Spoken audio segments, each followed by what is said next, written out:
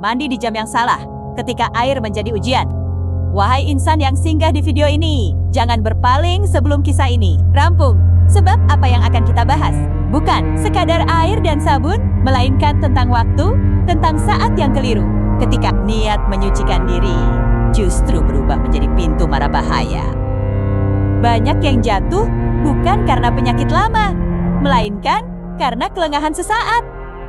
Mandi di jam yang salah, di waktu tubuh belum siap, sering disebut orang tua dahulu sebagai mandi yang mengundang maut. Dengarkanlah sampai akhir, agar air tak lagi menjadi ujian bagi raga yang lemah dan jiwa yang lalai. Bahaya mandi di saat dan waktu yang salah. Tubuh manusia memiliki titah alamnya sendiri. Ia bangkit, ia lelah, ia tunduk pada irama waktu. Mandi terlalu pagi, sebelum fajar sempurna, yakni sekitar jam 4 hingga jam 5 pagi. Di saat embun masih menggigit tulang, darah belum mengalir sempurna, jantung masih setengah terlelap, air dingin yang menyergap bisa mengejutkan pembuluh darah, membuat kepala berkunang, bahkan tubuh roboh tanpa aba-aba. Mandi saat tubuh sangat lelah, sepulang bekerja, napas masih tersengal, otot masih bergetar. Mandi di kondisi ini ibarat menyiram bara dengan angin kencang, bukan menenangkan, melainkan memperparah. Mandi malam terlalu larut, sekitar jam 8 malam ke atas, saat suhu tubuh mulai menurun. Orang tua dulu menyebutnya waktu rawan angin jahat. Kini kita pahami, tubuh kehilangan kehangatan alaminya, mudah menggigil, mudah sakit, terutama bila air yang dipilih terlalu dingin. Tentang mandi air hangat, benarkah tidak sehat? Ada yang berkata, mandi air hangat tidak sehat, namun hakikatnya bukan pada airnya, melainkan pada waktu dan cara air hangat dapat 1. Melonggarkan otot yang tegang. 2. Menenangkan pikiran. 3. Membantu tubuh beristirahat.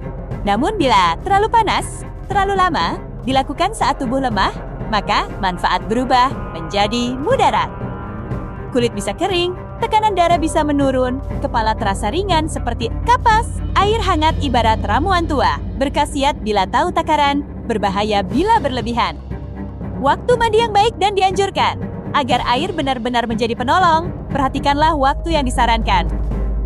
Pagi hari sekitar jam 6 hingga jam 7 pagi, saat matahari mulai menampakkan wajahnya, tubuh telah siap menerima sentuhan air. Siang hari sekitar jam 11 hingga jam 12, waktu paling stabil bagi tubuh. Mandi di saat ini ibarat menyeka peluh dengan angin sepoi. Sore hari sekitar jam 4 hingga jam 5 sore, baik untuk membersihkan lelah, asal tubuh sudah tenang dan napas teratur. Berapa kali sebaiknya mandi dalam sehari? Cukuplah 2 kali sehari, pagi dan sore, itu sudah selaras dengan tabiat tubuh. Terlalu sering mandi, menghilangkan minyak alami kulit, membuat kulit kering dan rapuh, mengganggu pertahanan alami tubuh. Tubuh bukan kain yang harus terus dibilas. Ia, makhluk hidup yang punya keseimbangan. Mengapa dianjurkan berdoa sebelum mandi? Sebelum air menyentuh kulit, hendaknya lisan menyentuh doa, menurut agama dan kepercayaan masing-masing.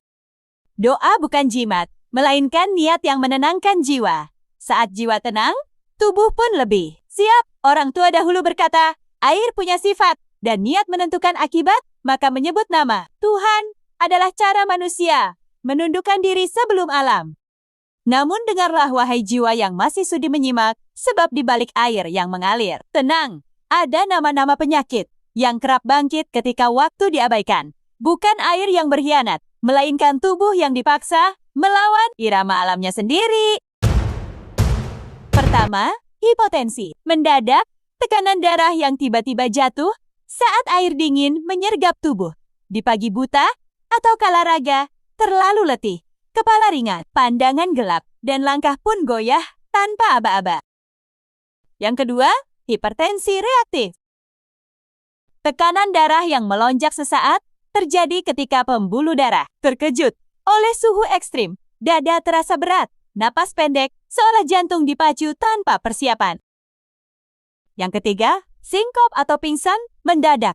Penyakit yang sering tak diundang datang. Karena aliran darah ke otak terganggu, kamar mandi pun berubah menjadi saksi bisu. Jatuhnya tubuh tanpa suara.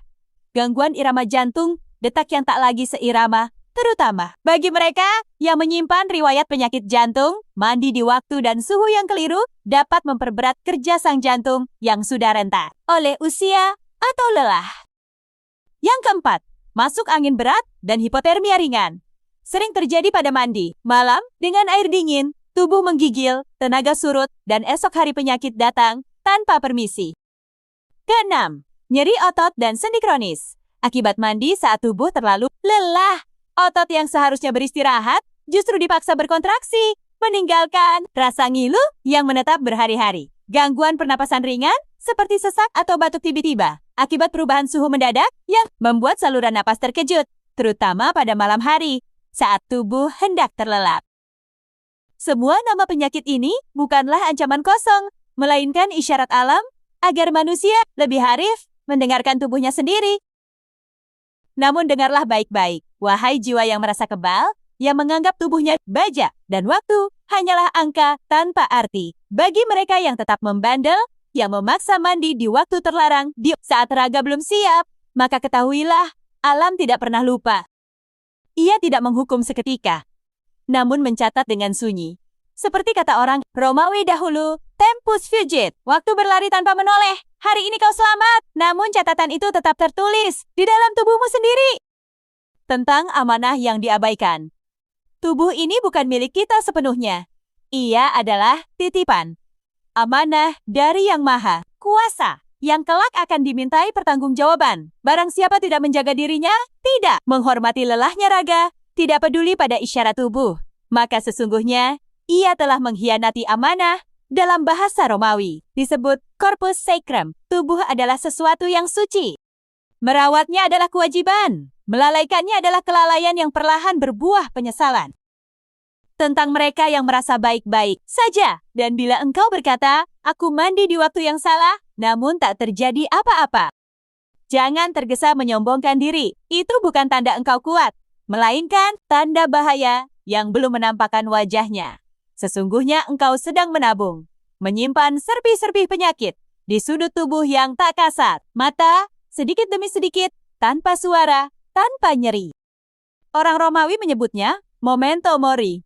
Ingatlah bahwa raga ini fana.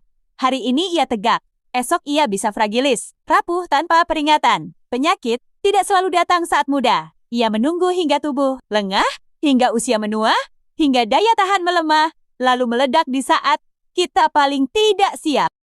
Maka jangan menantang waktu, jangan meremehkan tubuh, dan jangan berdamai dengan kebiasaan yang salah. Air tidak jahat, waktu tidak kejam. Namun manusia yang abai sering menjerumuskan dirinya sendiri. Namun tidak semua manusia ingkar pada irama alam. Ada jiwa-jiwa yang memilih tunduk, yang belajar mendengar bisikan tubuhnya sendiri, yang memahami bahwa waktu adalah sahabat, bukan musuh yang harus ditantang. Bagi mereka yang mandi di waktu yang tepat, air berubah menjadi rahmat. Ia tidak lagi mengejutkan raga, melainkan menenangkan, menguatkan, dan menyembuhkan letih yang tak terucap. Orang Romawi dahulu menyebut keseimbangan ini sebagai harmonia corporis, keselarasan antara tubuh dan alam. Saat waktu dihormati, tubuh pun memberi balasan yang setimpal. Buah dari mandi di waktu yang bijaksana. Mereka yang mandi di pagi yang tepat, sekitar saat matahari mulai membuka tirainya, mendapat kejernihan pikiran, darah mengalir tanpa tergesa, napas teratur, dan langkah pun mantap menyongsong hari. Mereka yang mandi di siang atau sore yang tenang, membersihkan peluh tanpa memaksa, merasakan raga yang ringan, otot yang patuh, dan jiwa yang kembali utuh. Di saat itulah air menjadi saksi bahwa tubuh yang dihargai akan menjaga pemiliknya. Tentang amanah yang dijaga. Menjaga waktu mandi adalah bentuk kecil dari tanggung jawab besar, sebab tubuh adalah amanah. Dan orang yang menjaga amanah akan dijaga pula. Dalam falsafah Romawi disebut cura corporisu, merawat tubuh adalah bentuk kebijaksanaan, bukan karena takut mati, melainkan karena menghormati hidup. Mereka yang bijak pada tubuhnya jarang dipermalukan oleh penyakit yang datang tiba-tiba. Kalaupun sakit menyapa, ia datang perlahan, memberi waktu untuk bersiap, bukan menerkam tanpa peringatan. Ketika air menjadi doa, Saat mandi dilakukan di waktu yang benar, air bukan lagi sekadar cairan. Ia menjadi doa yang mengalir di kulit, membasuh. Bukan hanya debu, tetapi juga kecemasan dan beban batin. Orang Romawi menyebut ketenangan ini, Torang Kiritas Ani Widoto, Keten Toramang, jiwa yang lahir dari hidup yang tertata.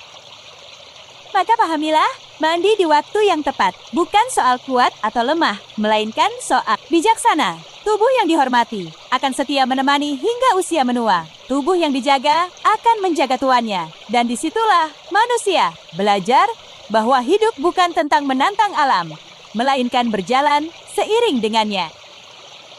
Kini kau tahu bahwa mandi bukan perkara sepele. Ia bisa menjadi rahmat atau pujian, tergantung waktu dan kebijaksanaan. Air tak pernah salah. Yang sering keliru adalah kita yang tergesa. Terima kasih telah menyimak hingga akhir. Semoga setiap tetes air menjadi sebab kesehatan terjaga, rezeki diluaskan, umur dipanjangkan, dan langkah hidup selalu berada dalam lindungan Yang Maha Kuasa.